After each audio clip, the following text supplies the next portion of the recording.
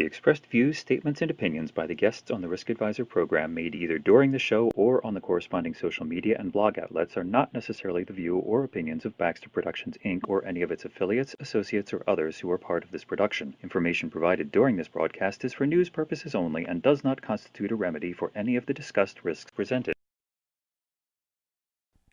You ever wonder about spies and their bugging devices that they use? Are they real, or do they only exist in the movies? We'll show you how real they are and how big a risk they can be today on theriskadvisor.com.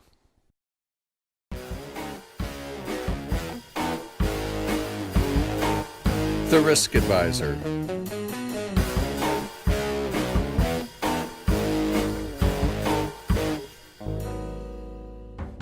You're listening to the Risk Advisor podcast. The Risk Advisor highlights topics about the most important personal security and safety issues today. This is for you, your family, and your loved ones. Experts alert to trends, tactics, and techniques used against us. You can be more aware and more informed to stay safe in this ever-changing, complicated place we call life. And now your host, media's go-to guy, Sal Lefriere. Welcome to the Risk Advisor podcast. We are with Charles Patterson, the president of Exec Security TSM. Today we want to talk about spies, how they bug their victims, and what people need to know not to become a victim. Charles, welcome to the show. Thanks, Sal. So, before we even get into how you got into this, talk to me about bugging. Is this real? This is what the public wants to know. Bugging and spying has been around since the beginning of time, it seems. A lot of people are more familiar with movies from the Cold War era, but if you go online today, you'll see there are all sorts of devices available, some that may have legitimate purposes, but yet they could also be used as a spy device. There's little things that you can get as small as this that can transmit audio for almost up to a mile. There's other ones that use cellular signals that you can listen in from anywhere in the world. And some of the technology, when you look at something as small as this, I mean, this was, in today's standard, this is actually something that would be pretty large and sort of archaic. We were talking before we went on air about the availability of the devices today, one of which is actually on a business card with the raised print. Mm-hmm. You know, and the type of the advances in technology and the miniaturization. So that's something that I guess the general answer to the question is yes, it's real. Sure. I mean, if you look at how many things are being sold all the time online, somebody's buying them. Could be your neighbor, could be your coworker, could be your boss. You never know. Isn't that a problem, though, that somebody can actually go online and buy them? It is.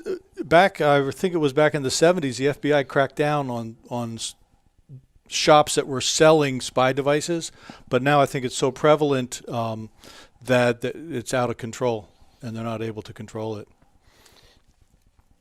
Talk to us a little bit about you got into this, and how does somebody come into this? Did you start as a tinkerer, or how did it start? I've always been interested in electronics. I was a ham radio operator since I was a young kid, but I got into the security field over 40 years ago. Initially started as a guard and working for a company that provided executive protection, but because I had some aptitude with electronics, I started working with the two-way radios, with anything technical that came along back in those days, and continued with that. I got to see a few people coming in to do sweeps to find devices in the course of my work. Some of them were good. Some of them I realized didn't know what they were doing. So I thought, well, this is a very interesting field. So I started to pursue that myself and started my own business about over 20 years ago. So the bug sweeping is officially, or the technical term for it is technical surveillance countermeasures. Correct. Right. Break that down for me a little bit. What does that really mean? The initials TSCM, as you said, is technical surveillance countermeasures. I think the term originally started in the military, but it's countermeasures or prevention techniques against technical surveillance. There's a lot of different types of surveillance. You being in the security field, you know it's always good to pay attention if someone might be following you or trying to observe you. But technical surveillance could be using electronic means. It could be cameras. It could be microphones. It could even be sound being conducted through open air vents, walls that aren't soundproofed. Many different ways that audio or video it could be used against somebody. So we'll get into some of the more technical stuff in a little bit, but let's talk about the need and why this becomes important. There's a lot of reasons why people need to pay attention. Sometimes people think, well, I don't have anything to hide. But ultimately, as we see nowadays in the news, people are very concerned about privacy for things that they've put out online. Collect enough information and you may have damaging information to hurt somebody with. That's what you have to be careful about. Do you have enemies? Are you in business? Do you have other competitors who are trying to bid against you for a contract? Or are you going through a legal battle? It could be worth millions of dollars in lawsuit. That might be enough to motivate someone to try to use some kind of illegal surveillance against you. Most people are concerned about online stuff and identity theft and credit monitoring and worrying about those issues. This doesn't always seem to rise to that same level of concern. Right? I mean, the way I see it, there's a couple of different levels of it. There are people that are totally oblivious, and then you got people that wind up being concerned about maybe what's online or their credit monitoring, identity theft. And then you have the people that are really concerned about all three of the above. They realize that, hey, I may have a problem here. Do you see that more in the corporate side or on the private side? The more serious concerns are on the corporate side. If you think in terms of other types of security or protective measures for your home or for your business, if you have a business in a bad part of town where there's a lot of crime going on every day, you're going to have extra care, maybe bars on your windows, roll down gate on your door. If you're out in the country in a comfortable place, maybe you don't, but you still lock your door. If you're a bank, on the other hand, and you have a lot of money there, then you're going to take extra steps. So a lot has to do with what you see as the risk. What's the potential damage that could be done if you've lost some information? So what winds up happening on the personal, the business side, we get it, right? International espionage, intellectual property theft, we get all of that. On the private side, on the personal side, how much of this is actually done either for embarrassment or, what are I guess the simpler question here is what's the personal motivations? It could be embarrassment. To do a effective surveillance of someone, it takes a good bit of effort. So it's not usually someone randomly just trying to harass you, but there are cases like that. If you're, like I said, if you're in a lawsuit, a matrimonial case, child custody case, there could be a lot of reasons why someone may want to, for instance, keep tabs on what their kids are doing. If they're not allowed back in the house, maybe the spouse may want to try to spy on what's going on in the house, or hear the conversations with their other spouse and their attorney. And that's a whole nother area about, and hopefully we'll get some time to get into it later to talk about the people that put devices in to monitor maybe the nannies or something like that, how they wind up bugging themselves.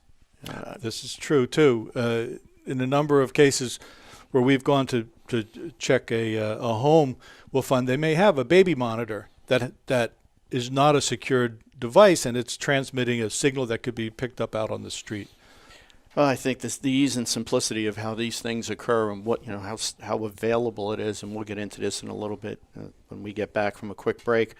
But when we get back, what we really want to do is we want to talk about the countermeasures that are available for you, things that you can do to protect yourself from stuff that's just readily available online.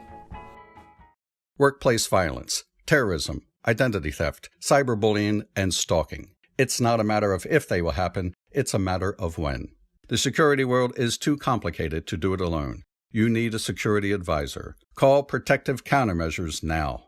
Protective Countermeasures has been providing security consulting to Fortune 500 companies for nearly 20 years. Call today, 914-576-8706. ProtectiveCountermeasures.com. You are watching the RiskAdvisor.com vodcast. We're back with Charles Patterson, the president of Exec Security TSCM, talking about eavesdropping, wiretapping, and the risks that we're facing. Let's talk about countermeasures. Let's start going through some of the steps about, most people's perception of countermeasures when they bring in somebody to do a sweep is a guy that walks around the room with the magic wand. Right.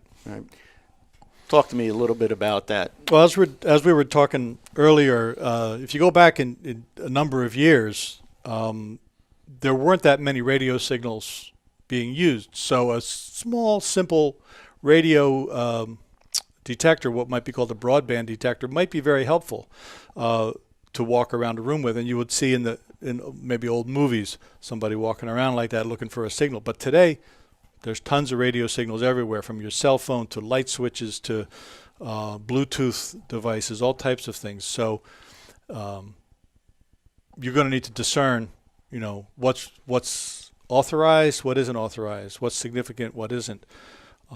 But as we mentioned before, it's not just radio signals. There could be recorders. There could be other types of things. Well, even one of the things that we had back in my law enforcement days, when we were involved with devices like this, was the whole snuggle bug, where you'd have a frequency on a radio that would be a predominant radio station, and you'd set the device to be able to transmit just a little bit off that frequency, so that when someone was coming in, if they came in and do the sweep with the magic wand, what they would do is they'd pick up that main frequency and say, that's just the main frequency. Right. And not catch a snuggled underneath that, something that was right nearby. That was coming out. Right. One of the main tools today is a spectrum analyzer.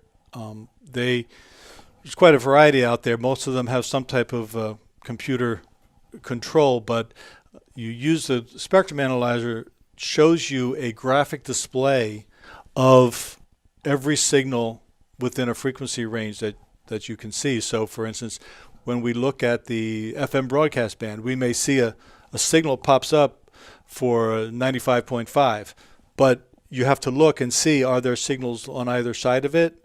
And understand technology, understand stereo signals today will have some other parts that can be seen, but you have to look, is there anything else that's there that doesn't look like it belongs? And there are other types of transmitters as well that can use spread spectrum, where the signals spread across a lot of frequencies. Digital devices that even if you see the signal and you listen to it, you're not going to be able to know what's being transmitted. And in a lot of ways, what winds up happening is, a lot of the things that you wind up looking for in the sweep is I've always equated this to software, like spyware on computers and virus protection. You don't have virus protection built to prevent the virus from coming in. What they wind up doing is you have virus protection that actually identifies the virus on your computer. Correct. So it was in similar fashion here. You had technicians and engineers that were able to get incredibly resourceful and come up with different techniques. And that's why we always had to learn what was those techniques, what were those things that they were doing today, and how do you beat them? How do you countermeasure it? Mm-hmm. One of the things that I found that I really enjoyed playing with was thermal imaging. Mm-hmm. And talk to us about thermal imaging. Thermal imaging is a real valuable tool. It allows you to look at, for instance, a wall or part of a ceiling, and you see differences in temperature. If everything is the same color or shade, for instance, everything's pretty much the same temperature, but something that's hot will show up, something that has heat in it. For instance, it's used, a lot of people know it's used for checking your home for insulation to see, you'll see if there's a poor insulation in your wall. You'll also see where heating pipes run. What we use it for often is finding hidden cameras. Cameras in general create a lot of heat. Just the circuitry that powers a camera gets very hot. So if a camera was up in a ceiling tile and you look at that with a thermal camera, very well you could see a hot spot there. And then you want to check it out and see what it is. Maybe it's something else. Maybe there's some other heating device or something up there. But Or short in a wire that's about to go kaboom. Could be, but you want to check it out. Talk to us about some of the equipment that you use. So we mentioned spectrum analysis. We mentioned thermal imaging. One of the key devices or tools that we use is called a nonlinear junction detector. Now, a nonlinear junction, that's just a long word for a diode or a piece of electronic circuitry. Microprocessor chip or any. The diode is the basis of a transistor. The NLJD for short can detect the presence of electronic circuitry even if it's not turned on. It kind of beams out like a little radar signal and looks for a reflection from that. It can find electronics that might be hidden within a book, something hidden behind a wall. Of course, if you're trying to look at a stereo system on a shelf, the nonlinear junction detector is going to hit on that, so you still have to use other tools. One of the ways I view it is every tool is adding another layer of like a web or a screen. The more layers you add, the tighter the holes get in the screen, and it makes it harder and harder for something to slip through. With about a minute to go, does the average person, is there anything they can do? That is actually a good topic because there are a number of things that people can do on their own. All the tests that we do, all of the sophisticated electronics, where we're using, hundreds of thousands of dollars worth of test equipment, when we find something peculiar, if the nonlinear junction detector is getting a hit on a corner of a table, if the thermal imaging sees something in the ceiling, we still have to go and look for it. We still have to search it out and find out why, what's causing this anomaly. A basic physical inspection is a great way to start. If you have concerns about your office or your home or even a home office, for instance, if you've had maybe cleaners or workers in there, start by looking around physically. Is anything out of place? Is there anything that you don't recognize? Cell phone charger. Are they yours? Are you sure that it's the one that you bought and that someone hasn't substituted and brought in a different one that might actually be a spy device? We got a sample with us, right? Right. Two different devices. Something that could look as simple as a basic iPhone charger or a cell phone charger. This one looks very simple, but this one actually has a transmitter built in that is a cellular transmitter. You can dial into it from any place in the world and listen to room audio coming through. And there are other ones with cameras. This almost looks identical. But this one has a camera in the front and a microphone in the back, and as soon as it's plugged in, it starts recording. These are things that are readily available. Plus, it also works as an intended device. And it charges your phone as well. So, they're sold as security devices. So, yes, for instance, if you want to make sure no one's coming into your office when you're away, you could plug one in. But they're also available for, malicious means too. We're going to take a quick break. When we come back, we're going to talk a little bit more about tips and some of the techniques that you can use to protect yourself. We'll be right back. From the files of New York detective Frank Santasola, a riveting murder mystery novel, The Garbage Murders. After an illicit liaison with his mistress, the owner of a private sanitation company in New York is murdered. Enter the life of Detective Frank Miranda, one of a few men in law enforcement to infiltrate the Italian mob and bring to justice some of the biggest names in organized crime history. On Amazon Books in paperback and Kindle editions. TheGarbageMurders.com. You're watching the Risk Advisor Vodcast, and we're back with Charles Patterson, president of Exec Security TSCM. And we're talking about eavesdropping and wiretapping and some of the things that you can do to protect yourself, some of the tips that we can go over now. So, what do we got? Well, an important thing is to understand the value of your information and your conversations. As we spoke about earlier in the episode, if you're in business, you need to pay serious attention to this because a little bit of information, whether it could be that you're going to be hiring and firing somebody, maybe a colleague or another executive is getting the idea they may be out of a job. That's a concern. By understanding what's important, then you can understand how to be careful. The old adage from the Cold War days: "Loose lips sink ships." If you may be talking to a friend who you trust, but they don't realize the importance of the information. So they could be passing that on. Say, by the way, do you know what so and so said? And they don't realize that that information then could be, traveling down the line and could come back and hurt you. Well, in our world, I came out of the intelligence world, so in our world, everything is intelligence.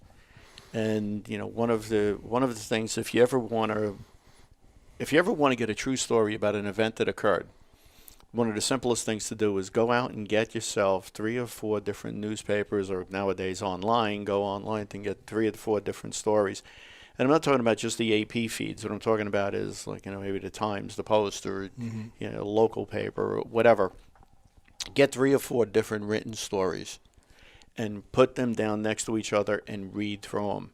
And what you'll find is that there are different elements in each part of it that were covered that one reporter didn't cover, or a couple of them didn't cover, and only one guy picked up.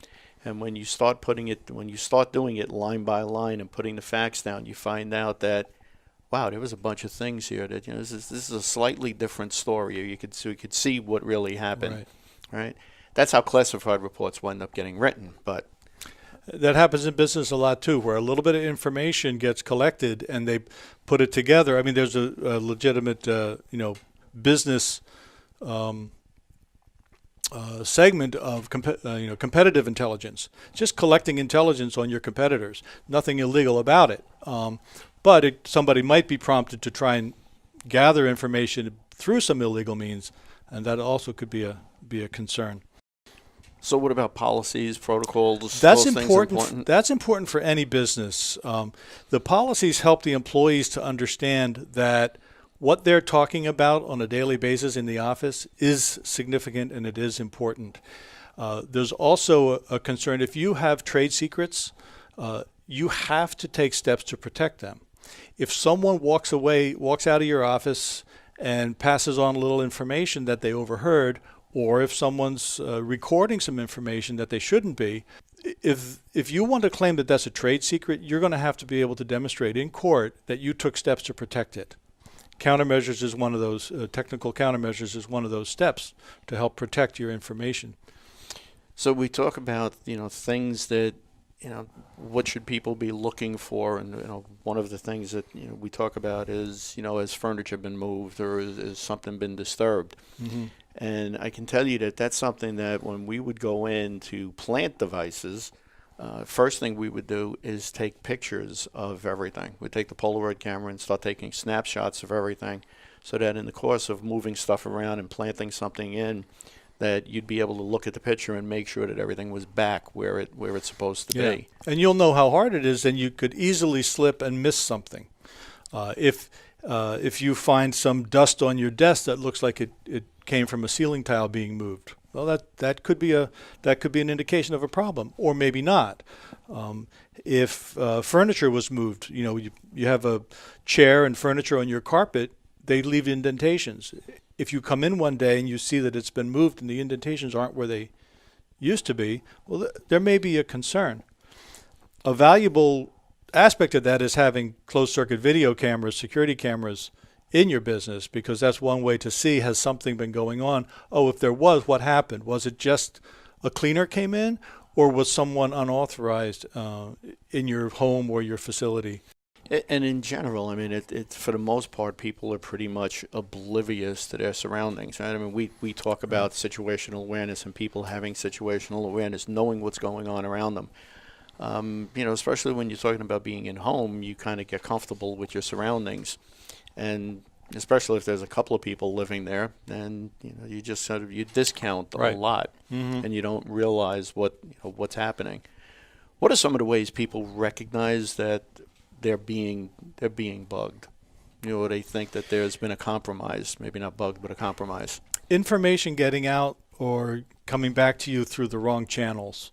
We were called by a pharmaceutical company one time, and they have a department that monitors online blogs, because in almost any industry there are blogs for employees and people who work in those industries. And all of a sudden they see someone talking about their company referencing some information that was not public information. So now they want to know, how did that get out? What happened? They have to start to figure out, well, who did I talk to? Who was this information shared with? Who knew about it? Where did discussions take place? And that's an important clue. And those are part of the things that, it's not necessarily having, a nonlinear junction detector is going to find that for you, right? Correct. It's all part of the awareness and the ability to look for physical. With the advent of devices being smaller and smaller and smaller, obviously they got to look closer and closer. But covert cameras today, how small of a hole do you really have to be looking for, and is there any trick that you can to see if you can determine if there's a camera? The challenge with cameras is, yes, the hole can be very small for a camera to see through. But on the other end, there has to be some circuitry. The camera has to connect to something. One of the techniques that we use is thermal imaging, but you may not have that available. If you see a hole that you are concerned about, you think, hey, that hole I don't recall that being there before, and you want to find out if there's a camera in it. A simple technique is to hold a flashlight, hold it near your head so you're looking straight on line with the light. If you see a reflection coming back, that means there's something in there that's reflecting the light. Maybe it's just a piece of metal from the stud in the wall. It could be a camera, though. And then you can start to figure out, where does that hole go? Is it just in a ceiling tile? Is it in a wall? Does it lead to another room? And you can start to pursue that. There are devices you can buy. One of them is an inexpensive thing called a spy finder. It lets you look through the center hole and flashes some LEDs. It's the same principle, but you can do the same thing with a flashlight if you're careful and you pay attention. I have a definitive opinion about this. I'd love to hear your opinion about it. So someone walks into the spy shop, or a store that's selling these gizmos, or goes online. What's your opinion about somebody that wants to buy the equipment and do the search themselves? The challenge is that you have to understand what it is you're looking for. If you're buying a small receiver that's going to light up if it detects a radio signal, you have to know what kind of signals you're going to be finding. If you hold it near a tissue box and you're getting a radio signal coming out of a tissue box, well, you got something to think about there. But just walking around the room and picking up signals, there could be a radio station, a broadcast station, half a mile down the road, somebody driving by, a taxi on a two-way radio, or somebody with a cell phone. All these things could create a paranoia that isn't necessary. For those that aren't crazy, that really wanted you to have a good service. Well, our website is execsecurity.com, execsecurity.com. On there I have a blog, contact information, and you can learn a lot about electronic countermeasures there as well. We have a lot of different explanations and descriptions of equipment and things like that. Great. Well, I can tell you, I've had a relationship with Charles for a number of years and have used him in a number of cases that I've had, and I don't think that you're ever going to be dissatisfied with the professionalism and the service that you're getting from him. So I'd strongly suggest that if you have a need, you pick up the phone and you call him. I'd like to remind you that if you do have a question or a comment about the show, or you want to write and talk to us, feel free to get to us at guest@theriskadvisor.com. You can follow us on our social media accounts, and you can find that link at our website at theriskadvisor.com. We'd like to say one more time, thank you, Charles, for coming, and we hope to see you next week. Thank you.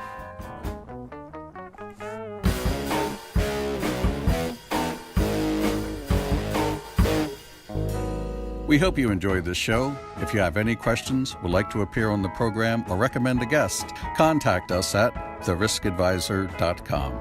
Stay safe and join us again next week for another episode of The Risk Advisor.